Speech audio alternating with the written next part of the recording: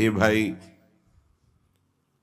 अगर मेरी प्रार्थना समझ पा रहे हो तो समझ लो, कातव कांता, जिसे तुम अपनी स्त्री समझ रहे हो, पत्नी समझ रहे हो, पीछे कौन थी, आगे कौन रूप में जाएगी।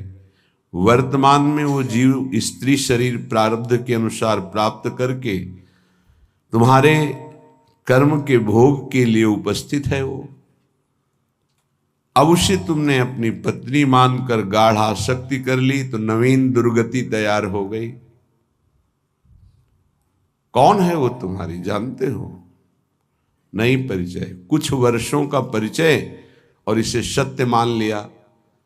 और जहां वो परिवर्तन नाशवान दृश्य जगत का एक दृश्य, ये शरीर परिवर्तित हुआ, नाशवान शरीर का परिवर्तन प्रतिपल हो रहा है, तुम समझ नहीं पा रहे, पर समझा तब जाता है जब वो मृत्यु को प्राप्त होने का समय आता है। तब समझ तुम्हारी किसी काम की नहीं रहती। मन पछितई है अवसर बीते। सुत बनितादि जान स्वार्थ रत, ना करो नेह सभी थे। स्नेह मत करो, स्नेह प्रभु से करो, प्रभु का भाव रख कर करो। कहने की कास्तव तनया, ये जो तुम्हारे पुत्र रूप में आया है, ये कौन है जानते हो? तुम्हारे कर्म का भोग भोगाने के लिए वही भगवद अंश आया है। ये कुछ समय के लिए आया है। शुभ कर्म तो वो सुख प्रदान करेगा, अशुभ कर्म तो दुख प्रदान करेगा, लेकिन वो तुम्हारा नहीं है। आप उसका परिचय नहीं जानते जो पुत्र रूप में आया हुआ है।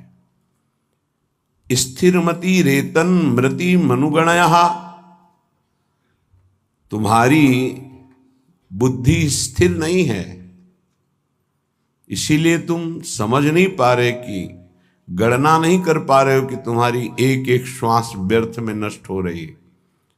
आखिरी श्वास, अहा किमद्य ना पश्यसि मरणम, क्या तुम देख नहीं पा रहे हो कि तुम्हारी श्वासें कम हो रही, तुम मृत्यु की तरफ जा रहे हो। तुम्हारा शरीर कभी भी अचानक छूट सकता है। ऐसा नहीं कि आप वृद्धावस्था में ही जाकर मरेंगे। तव पर वृंदावन मिहि शरणम, फिर भी तुम वृंदावन का आश्रय वास